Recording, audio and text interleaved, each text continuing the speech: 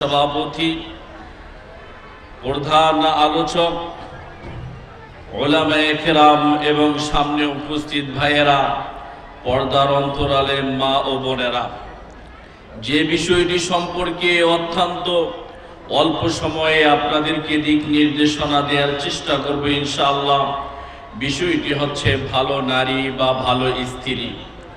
যদি আমার সংসারে স্ত্রী যদি ভালো না হয়, আমার সংসারে যাকে আমি বিবাহ করে নিয়ে এসেছি সে যদি আমার মনের গহীনে স্থান করে নিতে না পারে, তাহলে কিন্তু সাংসারিক জীবনে এলোমেলোর মধ্যে আমরা পড়ে যাব। আল্লাহ রাব্বুল আলামিন সূরাতুল বাকারা 187 নং আয়াতে ইরশাদ করেন, হুন্না লিবাসুল লাকুম ওয়া আনতুম লিবাসুল লাহুন্না, নারীরা তোমাদের পোশাক স্বরূপ, তোমরাও তাদের পোশাক স্বরূপ। পোশাক শরীরকে যেমন আবৃত করে, শরীরকে লজ্জাহীন অবস্থা থেকে, আমাকে লজ্জা অবস্থা থেকে মুক্তি দান করে, বিভিন্ন খারাপ জিনিস থেকে পোশাক যেমন আমাকে মুক্তি দান করে, একজন আদর্শবান স্ত্রী স্বামীকে সেভাবে বিভিন্ন মুসিবত বিপদ থেকে রক্ষা করতে পারে। একজন স্বামী পাখির মতো সকালে রিজিক অন্বেষণ করার জন্য এক স্থান থেকে আরেক স্থান চলে যায়। সে বুঝে না বৃষ্টি হচ্ছে কিনা, সে বুঝে না কোনো ঝড় তুফান হচ্ছে কিনা, সে তার রিজিক আরোহণের জন্য এক স্থান থেকে আরেক স্থানে চলে যায়। স্বামীও এক স্থান থেকে আরেক স্থানে রিজিক অন্বেষণ করার জন্য চলে যায়। সে যা তার তাকদীরে রয়েছে সেটা নিয়ে এসে তার স্ত্রী সন্তানরা যেন সুখে থাকে, এ কারণে সে অনেক কষ্ট করে বাড়িতে আসে। বাড়িতে আসার পরে যদি দেখা যায় স্ত্রীর মুখটা অন্যরকম, সে রাগান্বিত অবস্থায় রয়েছে, কিংবা সে অন্য অবস্থা তার উপরে বিরাজ করছে, স্বামীর মনটা আসলে কিন্তু খারাপ হওয়ারই কথা। সারাদিন কষ্ট করে রোজগার করলাম, বাড়িতে আসলাম, এখন দেখলাম স্ত্রীর হাসি মুখটাও আমি দেখতে পাচ্ছি না। অনেক কষ্টের একটা বিষয়। কাজেই মনে রাখতে হবে, একজন ভালো নারী নির্বাচন করার দায়িত্ব আপনাকে আমাকে ইসলাম দিয়েছেন। দেখবেন সন্তান যখন বিবাহের বয়সে পদার্পণ করে, তখন বাবা কিন্তু বুঝতে হবে, বাবাকে মাকে বুঝতে হবে, আমার ছেলেটি বড় হচ্ছে কিনা, আমার মেয়েটি বড় হয়েছে কিনা, আমার ছেলেটি রাত্রির অন্ধকারে কোথায় জানি চলে যায়, আমার মেয়েটি সেজন্য স্কুলের নাম করে কোথায় চলে যাচ্ছে। বাবা মার দায়িত্ব হচ্ছে, অভিভাবকের দায়িত্ব হচ্ছে এগুলোকে যাচাই বাছাই করা। যদি বাবা বুঝতে পারে যে আসলে মনে হয় আমার ছেলের বয়স হয়ে গিয়েছে, তাহলে বুঝে নিতে হবে খারাপ থেকে তাকে মুক্তি দেওয়ার জন্য বিবাহ বন্ধনে আবদ্ধ করানো এটা অভিভাবকের একান্ত দায়িত্বের মধ্যে পড়ে বলে আমি মনে করি।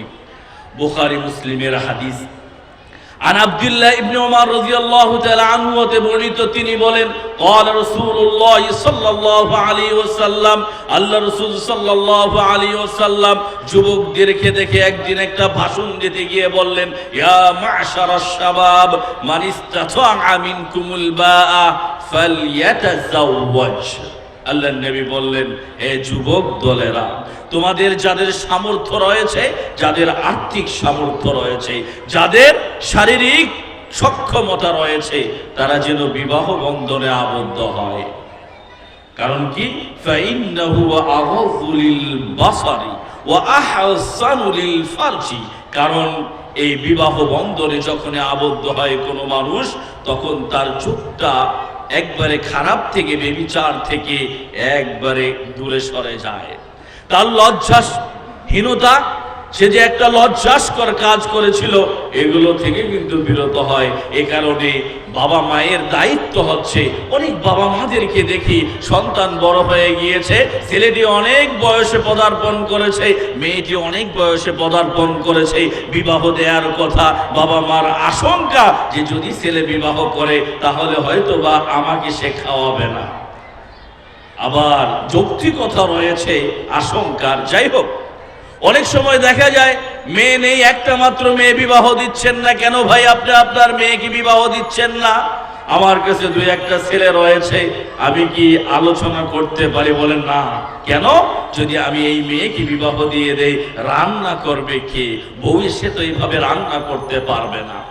ভাইয়েরা আমার, তারপরে মেয়েকে বিবাহ দিতে হয়, বউ কিন্তু ছেলের বউ চলে আসে, সেভাবে কিন্তু দেখা যায় অনেক সময় পরিবর্তন দেখা যায়। বলার উদ্দেশ্য, অভিভাবকদের নিকটে আমার আকুল আবেদন, আপনার ছেলেটি ব্যভিচারের দিকে ধাবিত হচ্ছে, আপনার মেয়েটি ব্যভিচারের দিকে ধাবিত হচ্ছে, যখন আপনি মনে করবেন বিবাহর বয়সে পদার্পণ করেছে, আল্লাহর রসুলের কথা অনুযায়ী বিবাহ দিতে হবে।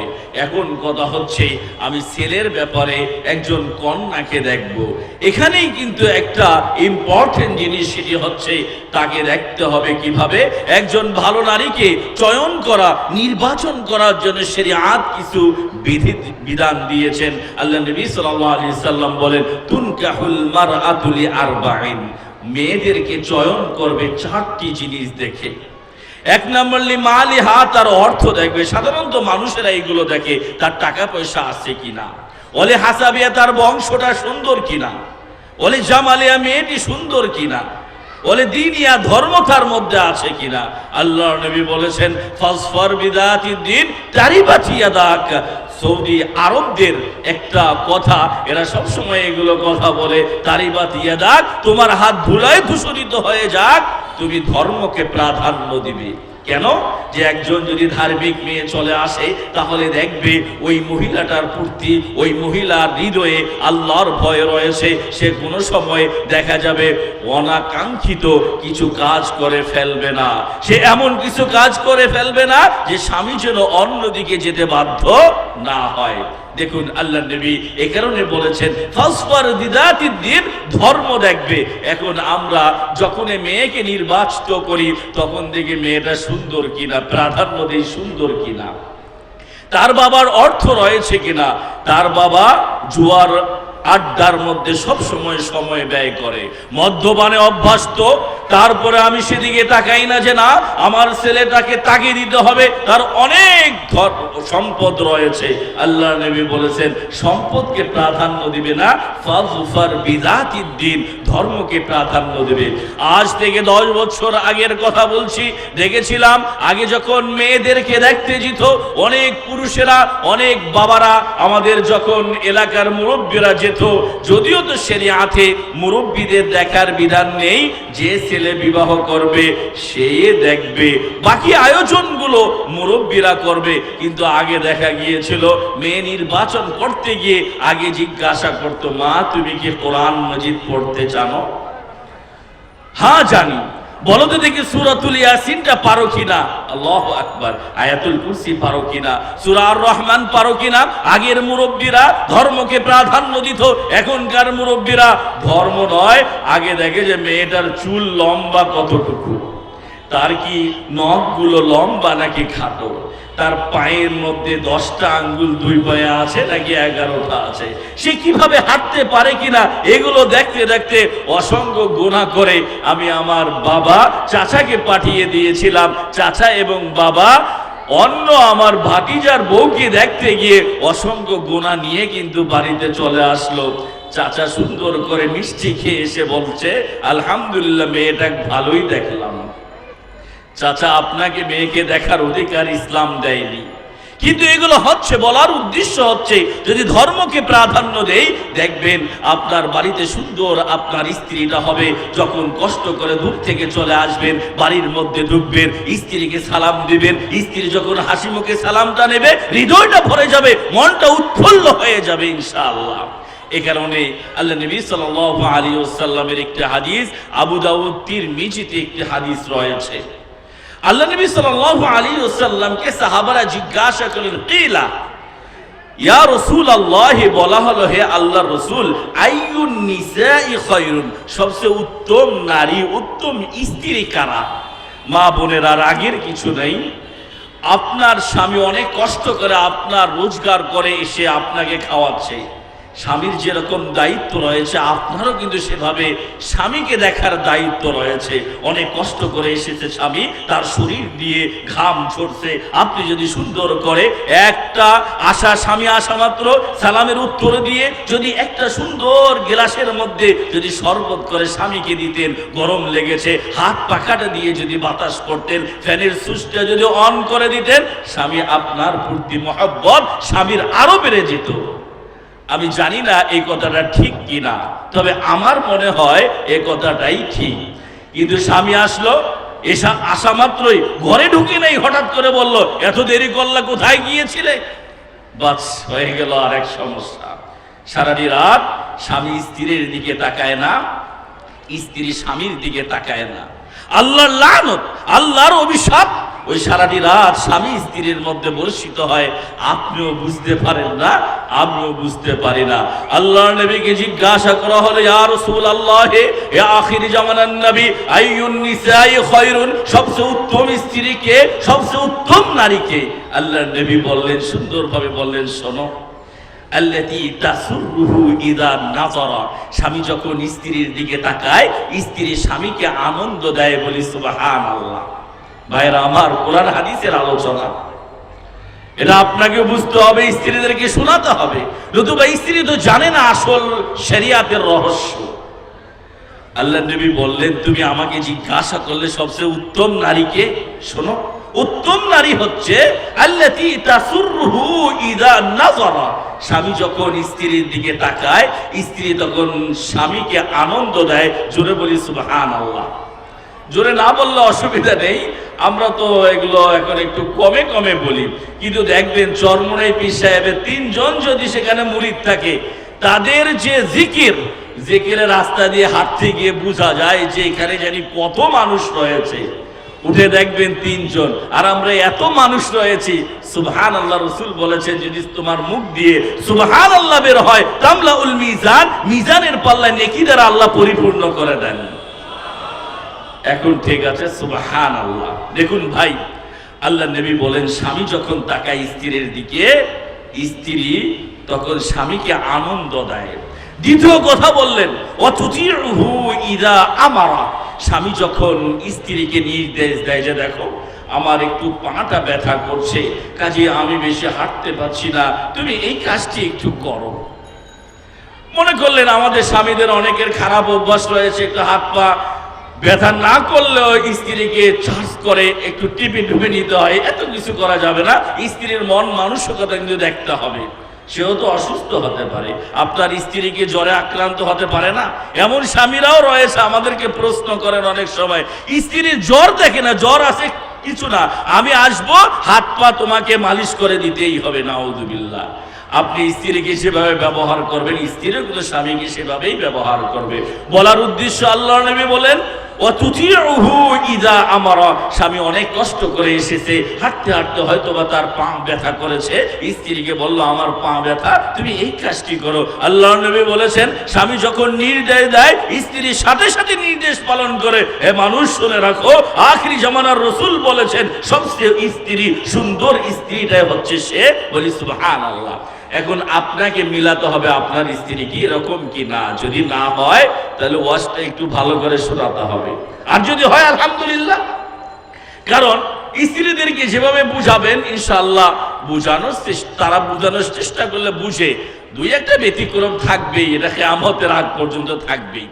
রাসূল সাল্লাল্লাহু আলাইহি ওয়াসাল্লাম তৃতীয় কথা বললেন যে দেখো, 3 নম্বর কথা হচ্ছে, ওয়ালা তুখালিফুহু ফি নাফসিহা, কখনো সে নিজের হৃদয়কে, নিজের অন্তরকে কষ্ট দেয় না, এবং সে কোনো সময় তার স্বামীর বিরুদ্ধচারণ করে না। যদি যৌক্তিক কিছু কারণ হয়, তখন তুমি দেখবে ওই নারীটি তোমার ওই স্ত্রীর অনেক সুন্দর। সাওবান রাদিয়াল্লাহু তাআলা আনহু, নাসাইর হাদিস, ইবনে মাজাহ, আবু দাউদে হাদিসটি রয়েছে। একদিন সাওবান রাদিয়াল্লাহু তাআলা আনহু আল্লাহর নবী সাল্লাল্লাহু আলাইহি ওয়াসাল্লামের কাছে এসে একটা কথা বললেন। সেটা কি? সাওবান রাদিয়াল্লাহু তাআলা আনহু বললেন যে লাউ আলিমনা আইউল মালি খায়রুন, আমরা যদি জানতাম, আল্লাহ রাসূলকে শুনিয়ে শুনিয়ে সাওবান বললেন যে আমরা যদি জানতাম সবচেয়ে ভালো উত্তম মাল কোনটি, উত্তম সম্পদ কোনটি, ফানাত্তাখিযহু, আমরা এটাকে গ্রহণ করে নিতাম। আল্লাহ রাসূল শুনলেন, কি বললেন? সাওবান বললেন লাউ আলিমনা, আমরা যদি জানতাম আইয়ুল মালি খায়রুন, সবচেয়ে উত্তম মাল ভালো মাল কোনটা, তাহলে ফানাত্তাখিযহু, আমরা এটাকে গ্রহণ করে নিতাম। আল্লাহর নবী শুনে বললেন আফযলুহু, সবচেয়ে উত্তম সম্পদ হচ্ছে লিসানুন যাকিরুন, এমন জবান, এমন তোমার জিহ্বা, যে জিহ্বা সব সময় সুবহানাল্লাহ বলে, এমন তোমার জবান যে জবান সব সময় আল্লাহু আকবার বলে, এমন জবান যে জবান একটু পর পর কোরআনের আয়াতগুলো মনে রয়েছে, ইয়াসিন ওয়াল কুরআনিল হাকিম আর রহমান আল্লামাল কুরআন, কুল আউযু বিরাব্বিন নাস, কুল আউযু বিরাব্বিল ফালাক, লিসানুন যাকিরুন, এমন তোমার জবান যে জবান সব সময় আল্লাহর জিকিরে সে সময় ব্যয় করে, অযথা একজন মানুষের কথা বলে, অযথা অশ্লীল বাক্য বলে সে সময় শেষ করে না। আল্লাহ নবী বলেন লিসানুন যাকিরুন, যদি এরকম তুমি জবান করতে পারো, অনেক মানুষকে দেখা যায় কি কি জানি বলে, রাস্তা দিয়ে যায়, দেখা যাচ্ছে ঠোঁটটা শুধু নড়াচড়া করে। একদিন আমি তাকে জিজ্ঞাসা করলাম, আঙ্কেল আপনাকে সব সময় দেখি আপনি যদি কি জানি শব্দ করেন, শুধু ঠোঁটটায় আমি নড়াচড়া দেখি, আপনি কি বলেন বলুন দেখি? তখন বলে, বাবা আমি বলি সুবহানাল্লাহ, আলহামদুলিল্লাহ, আল্লাহু আকবার। রাসূল বলেছেন লিসানুন যাকিরুন, তুমি যদি এরকম জবান বানাতে পারো, তুমি যদি এরকম জবান তুমি নিজের মধ্যে করতে পারো, যে জবান সুন্দর করে সুবহানাল্লাহ বলে, যে জবান আলহামদুলিল্লাহ বলে, যে জবান আল্লাহু আকবার বলে, আল্লাহ রাসূল বলেছেন আফযলুল মাল, ওই মালটি, ওই সম্পদটি সবচেয়ে উত্তম। সুবহানাল্লাহ। আমি আঙ্কেলকে জিজ্ঞাসা করলাম, আঙ্কেল আপনি কি বলেন? বলে যে সুবহানাল্লাহ, আলহামদুলিল্লাহ, আল্লাহু আকবার। ওই আঙ্কেলের মুখ দিয়ে এই বাক্য ব্যতীত অন্য কোনো বাক্য বের হয় না। আপনি দোকানে রয়েছেন, আপনার কাস্টমার নেই, অবসর সময়ে আপনি রয়েছেন, আপনি সুবহানাল্লাহ, আলহামদুলিল্লাহ, আল্লাহু আকবার বলুন, অসংখ্য নেকি হবে। আপনি রাস্তা দিয়ে চলে যাচ্ছেন, বলুন, অসংখ্য নেকি হবে। রাসূল সাল্লাল্লাহু আলাইহি ওয়াসাল্লাম বলেছেন ওয়া কলবুহু শাকিরুন, রাসূল বলেছেন শুনে রাখো, এমন হৃদয়, একজন মানুষের এমন হৃদয় যে হৃদয়ের মধ্যে কৃতজ্ঞতা রয়েছে। ভাই কেমন আছেন? যে এখন বেশি ভালো নেই। কেন ভালো নাই? যে একটা ব্যবসার মধ্যে একটু টাকা লাগিয়েছিলাম, টাকাটা পাচ্ছি না। এটা কিন্তু কলবুন শাকিরুন হলো না, এটা কিন্তু আল্লাহর কৃতজ্ঞতাশীল একটা অন্তর হলো না। আপনার হাত এখনো পাঞ্চ করতে পারেন, এটা কি আল্লাহর নিয়ামত নয়? আপনি কথা বলতে পারেন, এটা কি আল্লাহর নিয়ামত নয়? আপনি এখনো যেদিকে ইচ্ছা সেদিকে আপনার দৃষ্টি শক্তিটা ফেরাতে পারেন, এটা কি আল্লাহর নিয়ামত নয়? আপনি আকাশের দিকে তাকাতে চান, আপনার মাথাটাকে বাঁকা করতে পারেন, এটা কি আল্লাহর নিয়ামত নয়? অবশ্যই এগুলো আল্লাহর নিয়ামত। তারপরে বলেন যে এখনো অবস্থা ভালো নেই। আল্লাহর নবী সাল্লাল্লাহু আলাইহি ওয়াসাল্লাম বলেছেন লিসানুন যাকিরুন ওয়া কলবুন শাকিরুন, এমন হৃদয় যে হৃদয়ে কৃতজ্ঞতা প্রকাশ করে। ভাই কেমন আছেন? আলহামদুলিল্লাহ, আল্লাহ ভালো রেখেছেন। আল্লাহ বলে লাইন শাকারতুম লাযিদান্নাকুম, যদি তুমি আমার কৃতজ্ঞতা প্রকাশ করো, লাইন শাকারতুম, যদি তোমরা কৃতজ্ঞতা প্রকাশ করো, লাযিদান্নাকুম, অবশ্যই অবশ্যই আমি তোমাদেরকে বৃদ্ধি করে দেব রিজিক। সুবহানাল্লাহ। কিন্তু ভাইয়েরা আমার, এটাই করতে হবে। আল্লাহ নবী সাল্লাল্লাহু আলাইহি ওয়াসাল্লামের কথা অনুযায়ী তৃতীয় যে কথাটি বললেন সেটা হচ্ছে যাওজাতুন মুমিনাতুন তুঈনুহু ফি ঈমানিহা। রাসূল বলেছেন এমন তোমার স্ত্রী যে স্ত্রী স্বামীকে সহযোগিতা করে। বলি সুবহানাল্লাহ। আল্লাহ নবী বললেন এমন স্ত্রী যাওজাতুন মুমিনাতুন, মুমিন নারী, তুঈনুহু আলা ঈমানিহা, ঈমানের ব্যাপারে সে সহযোগিতা করে। নামাজ পড়ে না, স্ত্রী বলে কেন নামাজ পড়ো না? নামাজ যদি না পড়ো তাহলে দুপুরে তোমাকে খাদ্য দেব না। আখির জামানার নবী মুহাম্মদ রাসূলুল্লাহ সাল্লাল্লাহু আলাইহি ওয়াসাল্লাম বলেছেন, নাসাঈর হাদিস, ওই স্বামী সবচেয়ে শ্রেষ্ঠ যে স্বামী ফজরের আজান শুনলো, আসসালাতু খায়রুম মিনান নাওম, ঘুম থেকে সালাত উত্তম।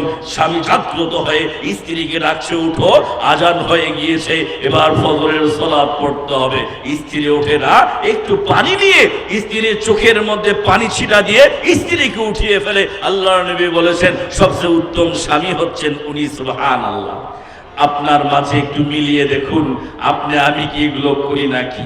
ফজরের সালাত আদায় করতে আসে, আলহামদুলিল্লাহ ঢাকা শহরের মসজিদগুলো ফজরেও ভরে যায়, এটা কিন্তু আল্লাহর বিশাল একটা নিয়ামত। কিন্তু গ্রামের অনেক মসজিদে এরকম দেখা যায় না। শহরে যদিও বিভিন্ন গেট পার করতে হয়, তালা খুলতে হয়, পুকুরের ঝামেলা, বিভিন্ন ঝামেলা, ফজরের সময় অনেক কিছু হয়, তারপরে কিন্তু আসতে হয়। যাই হোক, বলার উদ্দেশ্য, আল্লাহর নবী বলেছেন ওই স্ত্রী সবচেয়ে উত্তম যে স্ত্রী ফজরের আজান শুনে স্বামীকে ডাকে, ওগো একটু উঠো না, ফজরের আজান হয়ে গিয়েছে, তুমি কি নামাজ পড়বে না?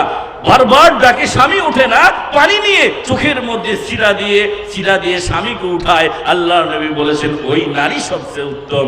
সংক্ষিপ্ত আলোচনায় এটাই আমি সহ আপনাদেরকে বুঝাতে চাচ্ছি যে দেখুন, যারা নারী রয়েছি, হয়তোবা নারীরা সব সময় বলেন শুধু আমরাই করব, স্বামীরা করে না। স্বামীরা যে সারাদিন পরিশ্রম করে, রেজেক অন্বেষণ করে আপনার খাদ্যের ব্যবস্থা করে দিচ্ছে, তাহলে কত বড় কাজ করছে। আপনি শুধু স্বামীর মনটা একটু জয় করতে পারবেন না। আজকে দেখা যাচ্ছে, কবি বলেন, ইস দুনিয়া কা দুস্তি মিসলে কাগজ কা ফুল হয়, দেখনে মে খুবসুরত মাগার সুননে মে খোশ খায়। অনেক নারীকে দেখবেন স্বামীকে টাকার জন্য ভালোবাসে। কবি বলেন, এই দুনিয়ার অনেকের নিকটে প্রেম, প্রীতি, ভালোবাসা, মায়া, মমতা হচ্ছে কাগজের ফুল, দেখতে অনেক সুন্দর, কিন্তু ঘ্রাণ নিতে যাবেন, কোনো ঘ্রাণ নেওয়া যাবে না। নারীদেরকে, মা বোনদের নিকটে আগুল আবেদন জানাচ্ছি, আপনি কাগজের ফুলে পরিণত হবেন না। আসল নারী হন, কিয়ামতের কঠিন দিনে জান্নাতে যাবেন ইনশাআল্লাহ। আল্লাহ আমাদের সবাইকে তৌফিক দান করুন, আমিন। ওয়া মা আলাইনা ইল্লাল বালাগুল মুবিন। আসসালামু আলাইকুম ওয়া রাহমাতুল্লাহি ওয়া বারাকাতুহু। বিষয়টি প্রথম, আদর্শ সমাজ বিনির্মাণে আহলুল হাদিস তথা আহলুল হাদিস ছাত্রদের ভূমিকা কি হতে পারে, এই বিষয়ে দু চারটি কথা বলার প্রয়াস পাবো আশা করছি ইনশাআল্লাহ। আসলে আদর্শ সমাজটা কি, আদর্শটা কি? সারা পৃথিবীতে প্রত্যেকটা জিনিসের দ্বন্দ্ব আছে। দেখবেন একটা মানুষ যখন সাংসারিক জীবনে যায় তখন দেখে এক ধরনের দ্বন্দ্ব তৈরি হয়। বাচ্চা কাচ্চাকে কেউ, মা চায় তার একটু আদর্শ নিতে, বাবা চায় তার একটু আদর্শ নিতে, যাতে বাবা চায় তার পরিবারের দিকে একটু নিয়ে যাওয়া যায়, মাও চায় যাতে তার পরিবারের দিকে একটু কি ঘেঁষানো যায়। প্রত্যেকেরই একটা কি থাকে, ছোট ছোট ছোট ছোট কনফ্লিক্ট থাকে। যেরকম দেখবেন এক গ্রামের মানুষ আরেক গ্রামের মানুষকে বলে ওই গ্রামের মানুষ ভালো না, এই পাড়ার মানুষ কি ভালো বলে না। এরকম কিছু দ্বন্দ্ব মানুষের স্বভাবজাত এথনিক কনফ্লিক্ট হয়ে থাকে সারা পৃথিবীতে। আজকে যেটি দ্বন্দ্ব সেটি হচ্ছে ক্ল্যাশ অফ সিভিলাইজেশন, সভ্যতার দ্বন্দ্ব, আদর্শিক দ্বন্দ্ব প্রথমত। দ্বিতীয়ত দ্বন্দ্ব হচ্ছে ইকোনমিক্যাল কনফ্লিক্ট, অর্থনৈতিক দ্বন্দ্ব। সামগ্রিকভাবে পলিটিক্যাল কনফ্লিক্টের জায়গায় আমরা আজকে এই বর্তমান সমাজে দাঁড়িয়ে আছি।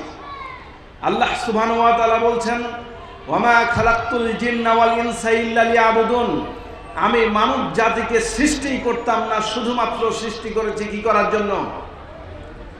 আমার দাসত্ব করার জন্য, ইবাদত করার জন্য। তো ইবাদত কার করব তাহলে? বলেন তো কার করব? আল্লাহ। যদি আমরা তাগুদের ইবাদত করি তাহলে কি আমার কোনো ইবাদত কবুল হবে?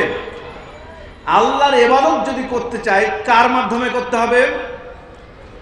হ্যাঁ, এটা সার্টিফাই করছেন কে? স্বয়ং আল্লাহ। আর সূরাতুল আহজাবের 21 নম্বরে আয়াতে আল্লাহ তাআলা বলছেন, লাকাদ কানা লাকুম ফি রাসূলিল্লাহি উসওয়াতুন হাসানাহ, পৃথিবীর সকল আদর্শ যার কাছ থেকে গ্রহণ করা যাবে উসওয়াতুন হাসানাহ, তিনি হচ্ছেন আমাদের প্রিয় নবী হযরত মুহাম্মদ রাসূলুল্লাহ সাল্লাল্লাহু আলাইহি সাল্লাম, শ্রেষ্ঠ আদর্শ। এখন আল্লাহ তাআলা অপর জায়গায় বলছেন, ওমা আতাকুমুর রাসূলু ফাখুযুহু ওয়া মা নাহাকুম আনহু ফান্তাহু। রাসূল যা নিয়ে এসেছেন তা তোমরা গ্রহণ করো, রাসূল যা বর্জন করেছেন তা তোমরা কি করো? বর্জন করো। অপর জায়গায় আল্লাহ তাআলা বলছেন, ওমা ইয়ানতিকু আনিল হাওয়া ইন হুয়া ইল্লা ওয়াহী ইউহা। আল্লাহর নবী যা নিয়ে এসেছেন হুবহু হচ্ছে ওহী, ওহী ছাড়া আর অন্য কোনো কিছু না। তাহলে বোঝা যাচ্ছে আমাদের প্রিয় নবী হযরত মুহাম্মদ রাসূলুল্লাহ সাল্লাল্লাহু আলাইহি সাল্লামের পুরো জীবনটাই হচ্ছে আমাদের জীবন আদর্শ। এতে কি কোনো সন্দেহ আছে? হ্যাঁ? তাহলে আমরাই কি সন্দেহের তীর বানিয়ে নিয়েছি? কেউ তার আদর্শকে মানতে গিয়ে মাযহাবী তাকলিদকে গ্রহণ করে নিয়েছি, কেউ তার আদর্শকে মানতে গিয়ে তথাকথিত সেকুলার দর্শনকে নিজের আদর্শ হিসাবে গ্রহণ করে নিয়েছি। সত্য না মিথ্যা? একটা একটা করে একটু দেখাই। সত্যিকারের অর্থে আদর্শের মহাপুরুষ হচ্ছে আমাদের প্রিয় নবী হযরত মুহাম্মদ রাসূলুল্লাহ সাল্লাল্লাহু আলাইহি সাল্লাম। এটা কারা সবচেয়ে বেশি স্বীকৃতি দেয়? আহলুল হাদিসরা। কারণ আহলুল হাদিসরা মনে করে একটি হাদিস মানতে যারা ব্যর্থ, অস্বীকার করে, তাদের সাথে আহলুল হাদিসদের কোনো সম্পর্ক থাকতে পারে? এখনো বাংলাদেশের মাটিতে আহলে কোরআনের জন্ম হয়েছে না হয়নি? হয়েছে না? তাদের সাথে আমাদের কোনো সম্পর্ক আছে? যারা ছোটখাটো সমস্যা, ছোটখাটো বিষয়কে মনে করে বৃহত্তের ঐক্যের ডাক দেয়, বলে রাফুল আদায় করলেই কি না করলেই কি, এটা কি নামাজ ভঙ্গ হয়ে যায়? রাফুল আদায় পায়ে পা মিলালেই কি না মিলালেই কি, এতে কি সালাত ভঙ্গ হয়ে যায়? এই যে তুচ্ছ তাচ্ছিল্য করা হয় বৃহত্তর ঐক্যের উদারতার নাম দিয়ে, এই হাদিসকে যারা কতল করতে চায়, তাদের সাথে আমাদের সত্যিকারের অর্থে সামগ্রিকভাবে নৈতিক সম্পর্ক থাকতে পারে কি? অবশ্যই পারে না। কিন্তু কোন জায়গায় থাকতে পারে, কোন জায়গায় থাকতে পারে না, এই বিষয়ে আমাদের আকাবিরগণ সুনির্দিষ্ট মাসলাক, মানহাজ, পদ্ধতি রেখে গেছেন। সমস্যা কি? সমস্যা হয়েছে আমাদের সমাজে কিছু যুব সমাজের কিছু দায়ী, তথাকথিত দায়ী, 2-4-5টা ফতোয়া মুখস্থ করেছে। মুখস্থ করার পর যেটা বললাম, সালাতে বুকের উপর হাত বাঁধা, রাফুল আদাইন, জোরে আমিন বলার, 2-10টা মাসলা নিয়ে এমন কড়া বক্তব্য দিচ্ছে, আর আমাদের সমাজ ব্যবস্থা মনে করছে এরাই হচ্ছে আহলে হাদিসদের বড় নেতা এবং সবচেয়ে বড় বক্তা। যুগ যুগ ধরে উপমহাদেশে আহলুল হাদিসরা কখনো বক্তা নির্ভর সমাজ তৈরি হয়নি। দুঃখজনক হলেও সত্য যে বর্তমান সময়ে আহলুল হাদিসদের সবচেয়ে যেটি সমস্যা, সেটি হচ্ছে আলেম নির্ভর সমাজ না হয়ে শুধুমাত্র বক্তা নির্ভর সমাজের পথে আগাচ্ছে। এটি একটি বিশাল বড় ব্যাধি আহলুল হাদিস সমাজের। যে সমাজ তথাকথিত বক্তা নির্ভর সমাজ তৈরি হবে, আলেম নির্ভর সমাজ উঠে যাবে, ওই সমাজে ভণ্ড মার্কা বক্তার আবির্ভাব হয়ে সমাজকে নৎসাৎ করে ছেড়ে দিবে। তার একটি উল্লেখযোগ্য প্রমাণ দেই। আমরা ইসলামকে পূর্ণাঙ্গভাবে বিশ্বাস করি না বলেন? করি। সত্যি? হ্যাঁ? আল্লাহ তাআলা বলছেন, উদখুলু ফিস-সিলমি কাফা, তোমরা ইসলামে প্রবেশ করো। কিভাবে? পরিপূর্ণভাবে। ইসলামের কিছু অংশ মানবে আর কিছু অংশকে অস্বীকার করবে। এটা কি ইসলাম স্বীকৃতি দিতে পারে? আহলুল হাদিসরা দিতে পারে? তাহলে আহলুল হাদিসরা সামগ্রিকভাবে সারা জীবনব্যাপী সংগ্রামী চেতনা নিয়ে আবির্ভূত হয়েছে সামাজিক নেতৃত্ব দেওয়ার জন্য। দুঃখজনক হলেও সত্য যে আজকে গর্তে লুকিয়ে যায় তথাকথিত কয়েকটি বিষয় নিয়েই তারা শুধু সোচ্চার থাকে, সামগ্রিকভাবে বর্তমান সময়ে সোচ্চার থাকতে পারে না কেন? কিছু প্রশ্ন আমরা রেখে যেতে চাই। আহলুল হাদিসদের বর্তমান সময়ে সবচাইতে সমস্যাগুলো কি, এটার উত্তরণের পথ কি আমাদের নেতৃবৃন্দের খুঁজতে হবে। ইসলামের আমরা একটা অংশকে মানতে চাই, আর একটা অংশকে মানতে চাই না, এটা আহলুল হাদিসরা বিশ্বাস করে না। আহলুল হাদিসরা যুগে যুগে পরিপূর্ণ ইসলামী জীবন ব্যবস্থায় বিশ্বাসী ছিল, আজও আছে, কিয়ামত পর্যন্ত থাকবে ইনশাআল্লাহ। কারণ রাসূলুল্লাহ সাল্লাল্লাহু আলাইহি সাল্লাম বলছেন, লা তাযালু তাইফাতু মিন উম্মাহ জাহিরিন আলাল হক লা ইয়াযুররুহুম মান খাযালাহুম হাত্তা ইয়াতি আমরুল্লাহি ওয়া হুম কাযালিক। যুগে যুগে একটা হকপন্থী দল থাকবে, যাদের মানুষ সাময়িকভাবে ক্ষতি করার চেষ্টা করলেও ক্ষতি করতে চাইবে, কিন্তু কোশ্চিনকালেও তারা ক্ষতি করতে পারবে না। কিয়ামত পর্যন্ত হকপন্থী দল টিকে থাকবে। সেটি হচ্ছে আহলুস সুন্নাহ ওয়াল জামাতের শ্রেষ্ঠতম দলের নাম হচ্ছে আহলুল হাদিস। এটিকে আপনারা স্বীকৃতি দিতে রাজি আছেন? আছেন? তাহলে কি করতে হবে? আহলুস সুন্নাহ ওয়াল জামাতের অন্তর্ভুক্ত হতে হলে আজকে সারা বিশ্বব্যাপী সভ্যতার দ্বন্দ্বের যুগে আপনারা জেনেছেন 1917 সালে যখন কার্ল মার্কস 1848-এ তার বিখ্যাত দান্দিক বস্তুবাদের বিখ্যাত থিওরি কমিউনিস্ট ম্যানিফেস্টো প্রকাশ করেছিল, 1862-তে ডাস ক্যাপিটাল নামক তাদের বিখ্যাত বাইবেল নামক সমাজতান্ত্রিক গ্রন্থ প্রকাশিত করার মাধ্যমে সমাজতন্ত্রের বিশাল দর্শন দিয়েছিল। এই ইন্ডাস্ট্রিয়াল রেভলিউশনের পরে যে পুঁজিবাদী তত্ত্বের বিরুদ্ধে এটি প্রতিষ্ঠা করেছিল 1917 সালে লেনিন। দীর্ঘ 70 বছর রাশিয়ার মাটিতে কাজাকিস্তান, উজবেকিস্তান, তুর্কমেনিস্তানের মতো জায়গায় আজান দিতে দেয়নি, আজানকে স্তব্ধ করে দিয়েছিল। তথাকথিত এই যে বিবাহ সিস্টেমগুলোকে কোর্ট ম্যারেজ সিস্টেমে নিয়ে গিয়েছিল। কিন্তু আপনারা দেখেছেন 1991 সালে মিখাইল গর্বাচেভের সময় গ্লাসনস্ট এবং পেরেস্ট্রয়িকার মাধ্যমে এই সমাজতন্ত্রের কবর রচনা হয়েছে। 1949 সালে চায়নায় সমাজতন্ত্র স্টাবলিশ হয়েছিল। হুগো চ্যাভেজ থেকে শুরু করে ভেনেজুয়েলা থেকে শুরু করে পৃথিবীর সর্ব জায়গায় আজকে বস্তা পচা মতবাদ সমাজতন্ত্রের কবর রচিত হয়েছে। আজকে সেই সমাজতন্ত্রের যারা দর্শন নিয়ে চলতো, আপনারা যারা মুরব্বী আছেন, আমরা পড়েছি যে 80-এর দশকে এই রাস্তায় রাস্তায় কেউ খাবে না, কেউ খাবে না, তা হবে না, তা হবে না, এই থিওরির ব্যাপক স্লোগান চলেছে। সেই স্লোগানের ধ্বজাধারীরা আজকের রাষ্ট্র সমাজেও বিভিন্ন ইন্টেলেকচুয়াল জায়গাতেও পত্রিকা থেকে শুরু করে মিডিয়া থেকে শুরু করে সব জায়গায় তারা বিচরণ করছে। তাদেরই প্রতিফলন হচ্ছে আজকের শিক্ষা ব্যবস্থা। দেখুন টকশো, দেখুন বিভিন্ন পত্রিকার কলম, প্রত্যেকটায় দেখবেন বুদ্ধিভিত্তিক জায়গায় আমরা সামগ্রিকভাবে দেখি বস্তুবাদী দল এটা একটা ওইটা একটা, কিন্তু বুদ্ধিভিত্তিক চর্চায় একটি নিখাত চর্চা হয়, সেটি হচ্ছে বাম ধারণার চর্চা। তাদের বিখ্যাত থিওরি হচ্ছে দ্য রিলিজন ইজ দ্য আফিম অফ হিউম্যান বিইং। ধর্ম হচ্ছে এক ধরনের আফিম, ধর্মের সাথে মানুষের শুধুমাত্র আত্মিক মাত্র সম্পর্ক, মসজিদ মাদ্রাসা ভিত্তিক। আর বাহ্যিক কোনো শিক্ষা ব্যবস্থায়, আইন বিভাগে, বিচার বিভাগে, শাসন বিভাগে, সমাজে প্রত্যেকটি জায়গায় ধর্মদ্রোহিতার প্রকাশ্য রূপের নাম হচ্ছে শরীফ থেকে কি গল্পটা, শরীফার গল্পের একটি উজ্জ্বল দৃষ্টান্ত।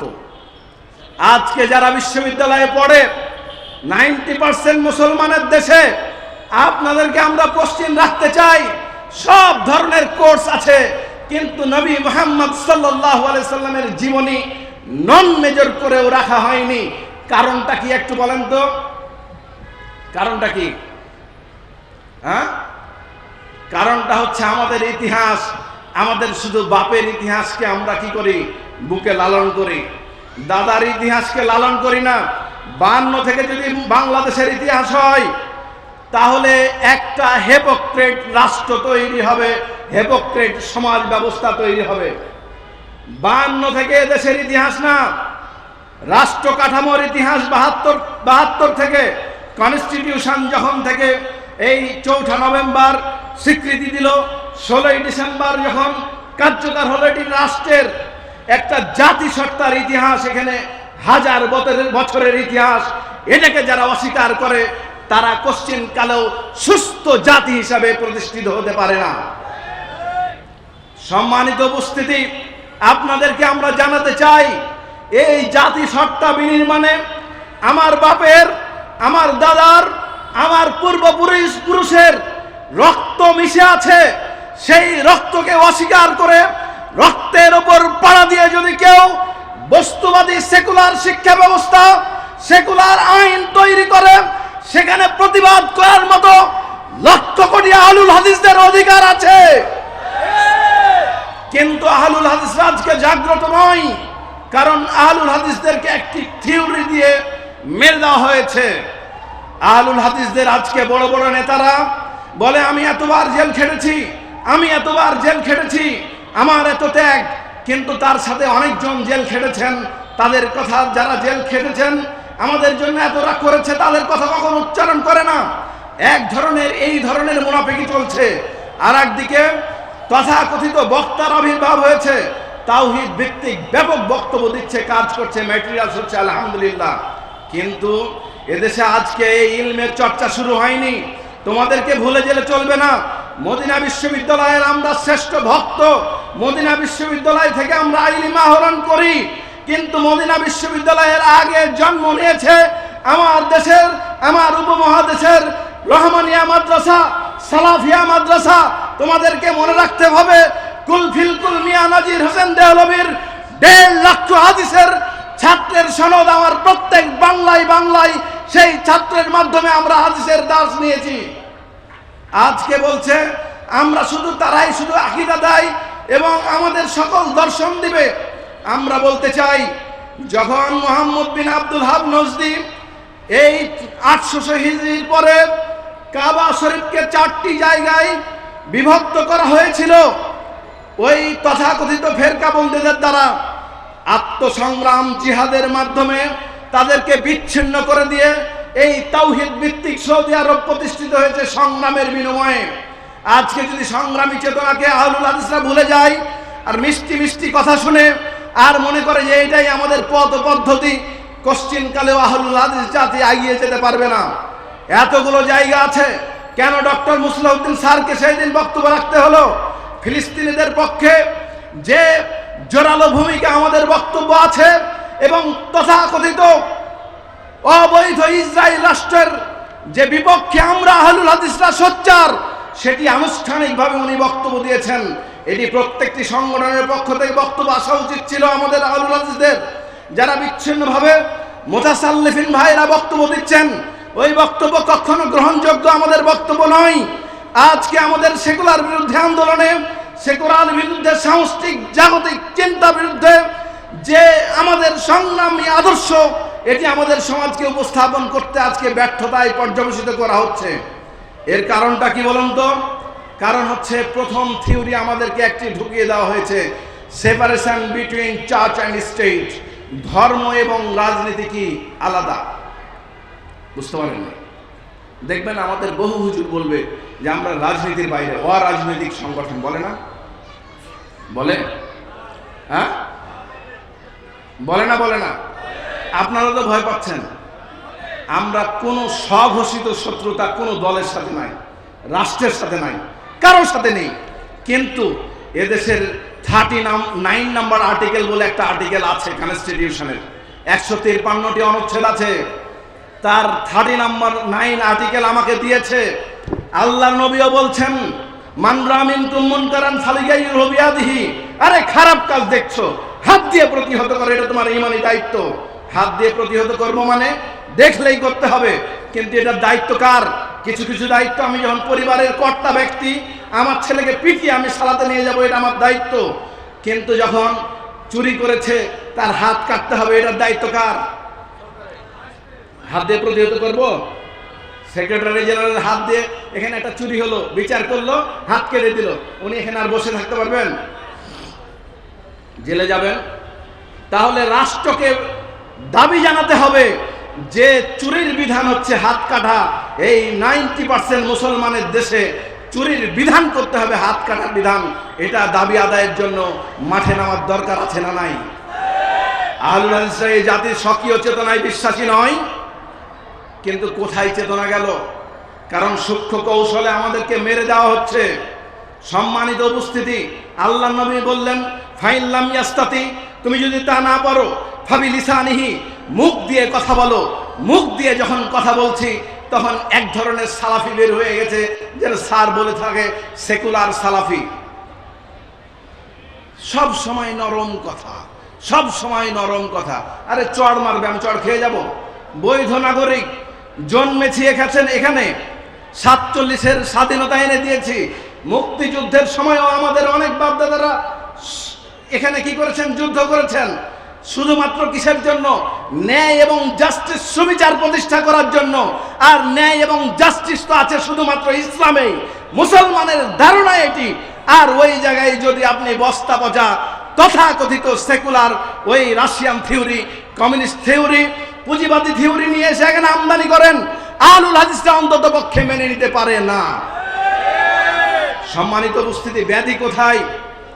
এক শ্রেণীর আমাদের আহলুল হাদিস ভাই, অন্যদের কথা বাদ দিলাম, যারা বলছেন আমরা রাজনীতি করি না, রাজনীতি বুঝি না, দল সংগঠনও বুঝি না, অনেকেই বলছেন।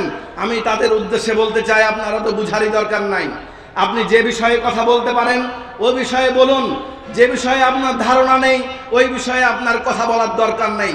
আল্লাহ তাআলা বলছেন আফাতুমিনুনা বিবাযিল কিতাব ওয়া তাকফুরুনা বিবায, কিতাবের অংশ মানবে কিছু আর কিছু মানবে না, এটা হতে পারে না, কুফরি হয়ে যাবে।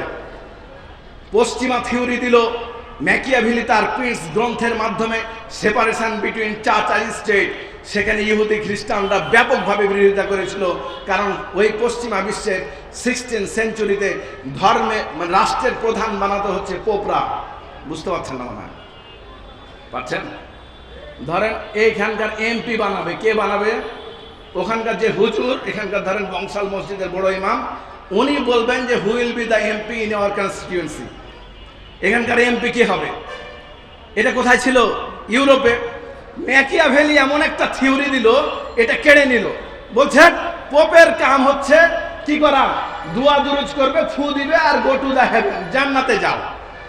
বুঝতে পারেননি? পোপ আবার রাষ্ট্র সম্পর্কে কি বুঝে? কারণ পোপ হচ্ছে ধর্ম বিক্রি করতো। পোপ দেখতো সাদা চামড়া, ঠিক আছে, গো টু হেভেন, টাকা আছে, যাও জান্নাতে যাও, এই বিক্রি করতো। ধর্ম কি আহলুল হাদিসরা বিক্রি করে? তাহলে আহলুল হাদিসরা কেন পিছিয়ে থাকবে? ঠিক একই থিওরি আজকে গোটা মুসলিম বিশ্বকে চাপিয়ে দেওয়া হয়েছে। ধর্ম এবং রাষ্ট্র কি আলাদা? রাষ্ট্র পরিচালনা করবে রাষ্ট্রনীতি। আল্লাহ তাআলা বললেন ওমান লাম ইয়াহকুম বিমা আনজালাল্লাহ ফাউলাইকা হুমুল কাফিরুন ওমান লাম ইয়াহকুম বিমা আনজালাল্লাহ ফাউলাইকা হুমুজ জালিমুন ওমান লাম ইয়াহকুম বিমা আনজালাল্লাহ ফাউলাইকা হুমুল ফাসিকুন। যে ব্যক্তি আল্লাহর বিধান অনুযায়ী আল্লাহর জমিনে তার বিচার বিধি পরিচালনা করলো না, সে হচ্ছে কাফের, সে হচ্ছে জালেম, সে হচ্ছে ফাসিক।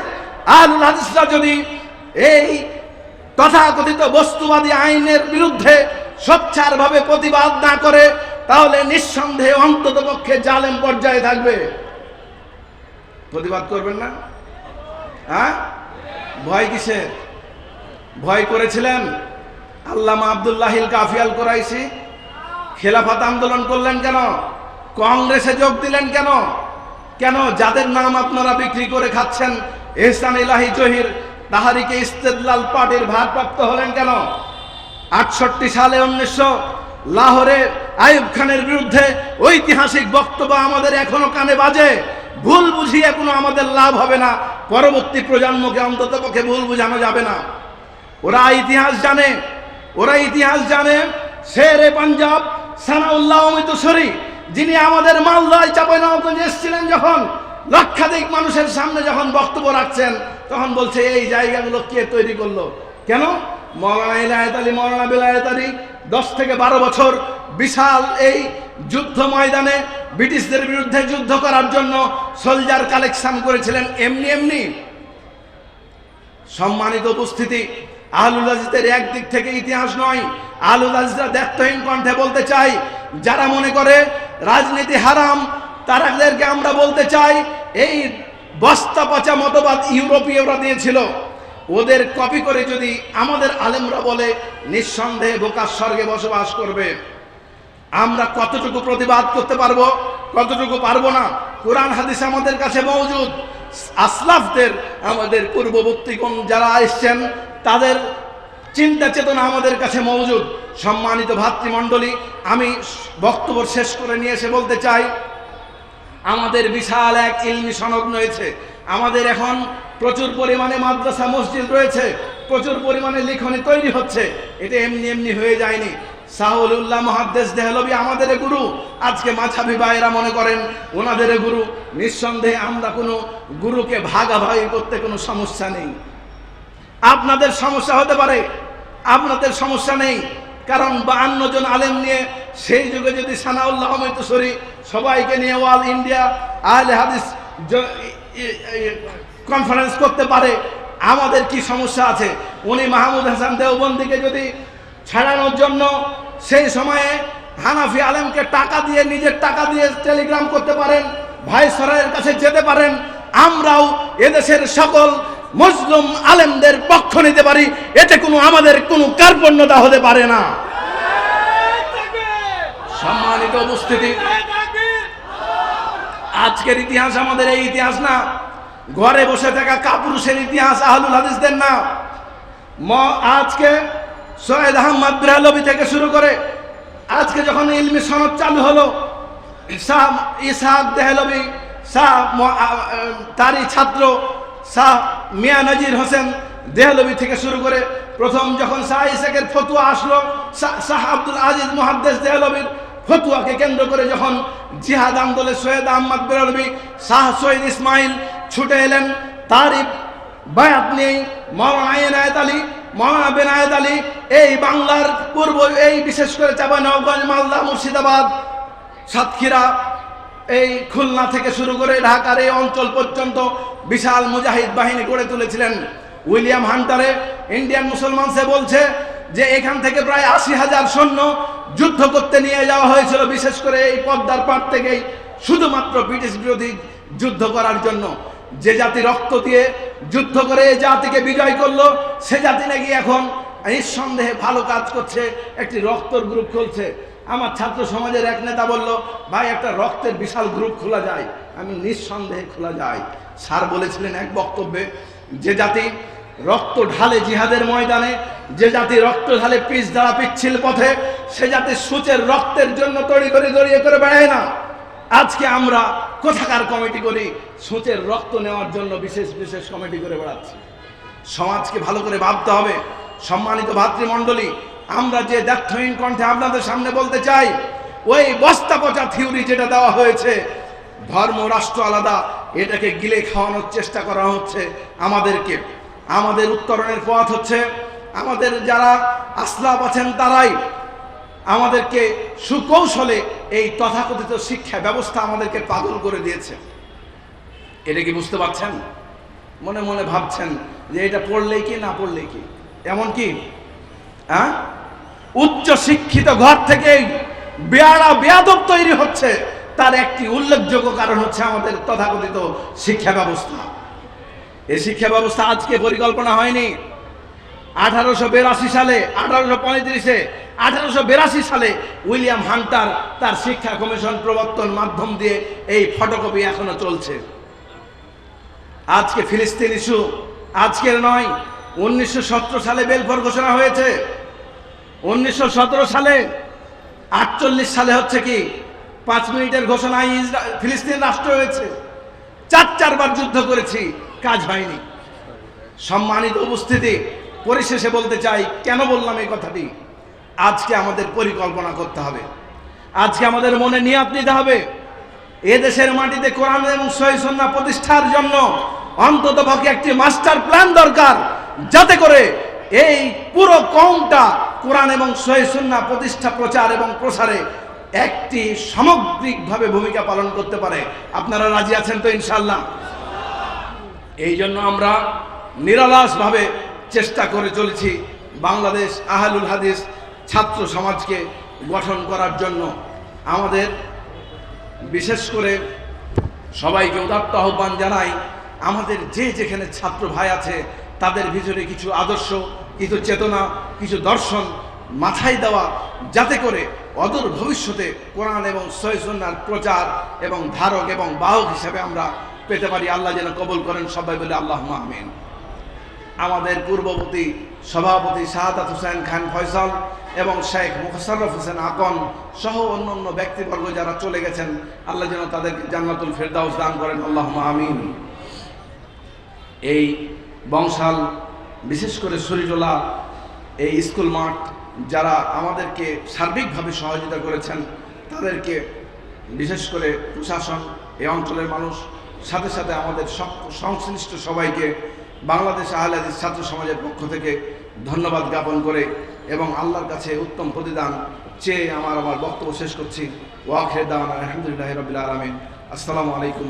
আমরা আহলে হাদিস বলি, আহলে হাদিস এটা ফার্সি শব্দ।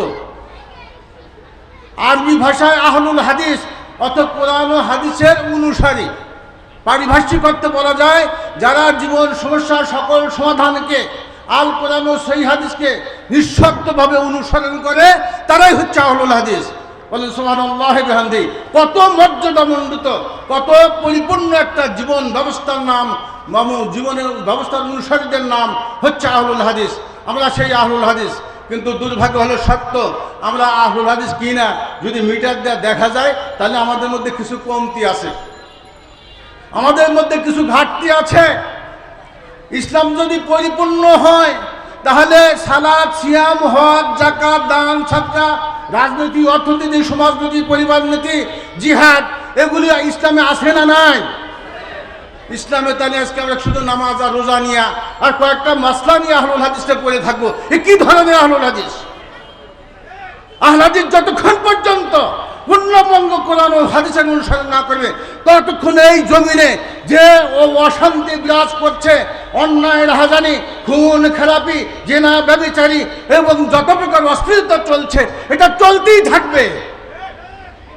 স্বাধীনতার 54 বছর চলছে, আমরা প্রতিটি ক্ষণে ক্ষণে দেখছি প্রতিবারই সরকার পরিবর্তন হচ্ছে, নেতৃত্বের পরিবর্তন হচ্ছে, কিন্তু আকীদা আমলের কোনো পরিবর্তন নাই। কি বলেন, ঠিক না বেঠিক? এই দেশের শাসন ও বলে ন্যায় বিচার প্রতিষ্ঠার যে ঘাটতি রয়েছে এর একমাত্র কারণ হচ্ছে আহলে হাদিসের পিছনে থাকা। আপনি যত সুন্দরী জিনিস উপহার দেন না কেন, ওর যদি মাকাল ফলের মতো হয় ভিতরে ছাই ছাড়া আর কিছুই হবে না। নেতৃত্বের আদর্শ যদি মানে খারাপ হয়ে যায়, চরিত্র যদি খারাপ হয়ে যায়, ওই নেতৃত্ব দিয়ে কখনো সুশাসন প্রতিষ্ঠা করা সম্ভব না। আজকে আমরা যে নেতৃত্বই চেঞ্জ করি না কেন, 54 বছরে কোনো নেতৃত্ব চেঞ্জ করাতে এই দেশের কোনো পরিবর্তন হয়েছে না। অতএব এই নেতৃত্বে যে কিয়ামত পর্যন্ত এখানে শান্তি প্রতিষ্ঠা হবে, যে ব্যক্তি নিজেকে আহলুল হাদিস বলবে, আমি বিশ্বাস করি তার দ্বারা এইটা সম্ভব না। আহলে হাদিস হলে এই নেতৃত্ব দিয়ে, এই কর্তৃত্ব দিয়ে, এই শাসন ব্যবস্থা দিয়ে, এই বিচার ও ইনসাফ পদ্ধতি দিয়ে কখনো ন্যায় বিচার ও সুশাসন বাংলার জমিনে প্রতিষ্ঠা হওয়া সম্ভব না, যতক্ষণ পর্যন্ত আল কোরআন ও সহিহ হাদিসের সুব্যবস্থা প্রতিষ্ঠা না হবে।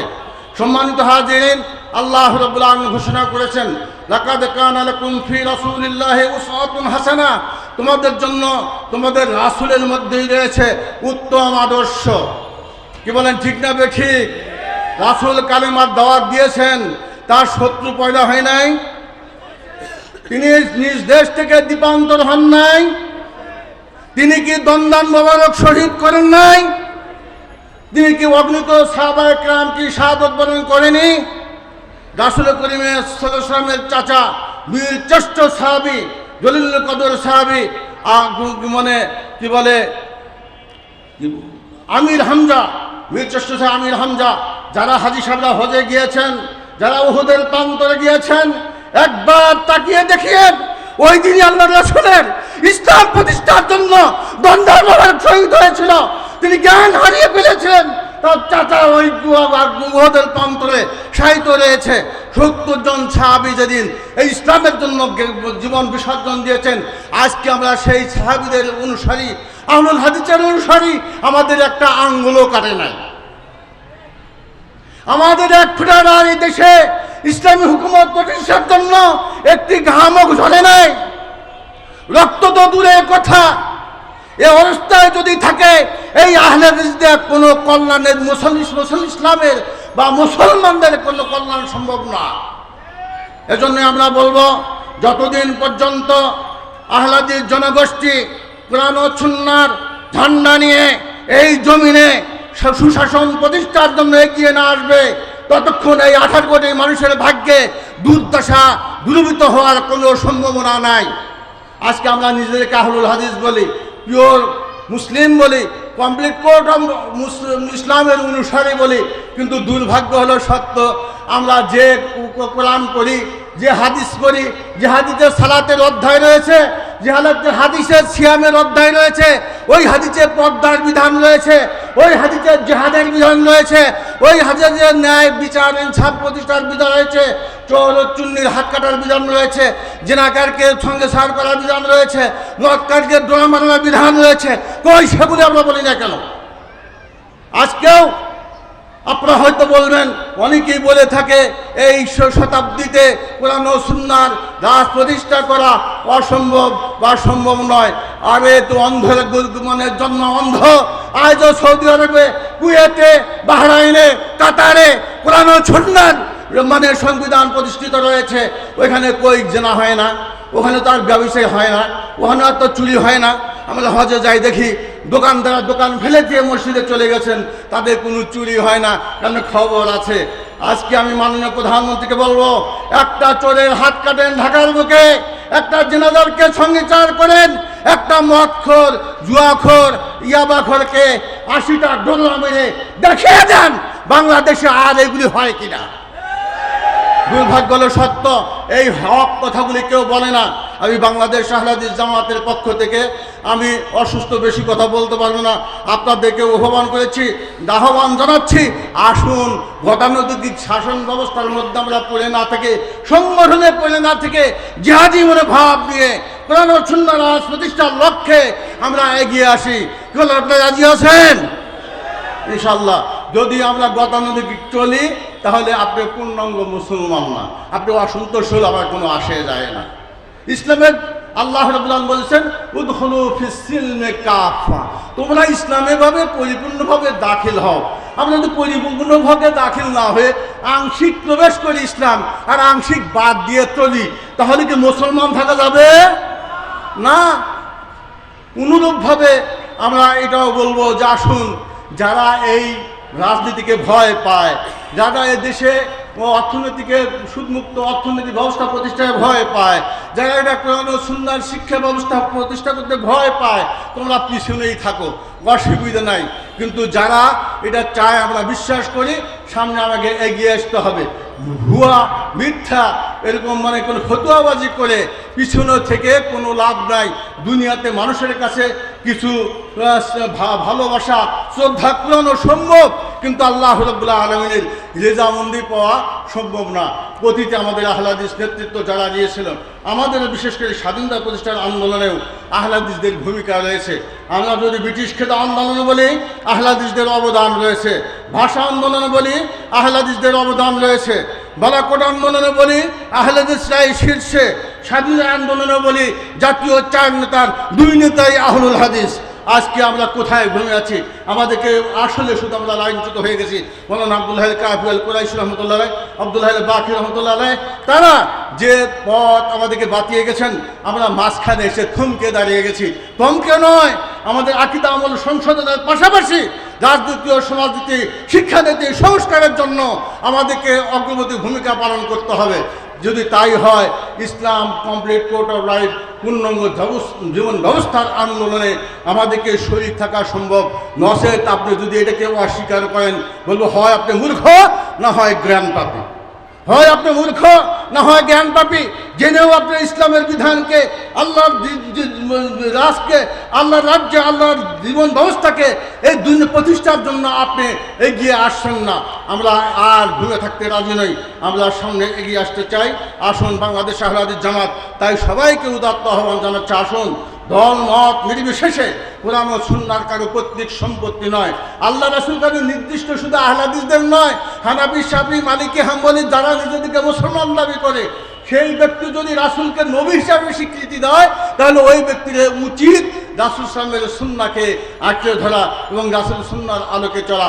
আসুন আমরা এই সারা বাংলার মুসলিম ভাতৃমণ্ডলীকে উদাত্ত আহ্বান জানাচ্ছি, আসুন আমাদের গতানুগতিক নিজেদের রচিত মতাদর্শ পরিহার করে রাসূল সাল্লাল্লাহু আদর্শ অনুযায়ী আমরা জীবন, পরিবার, সমাজ ও রাষ্ট্র গড়ে তুলি।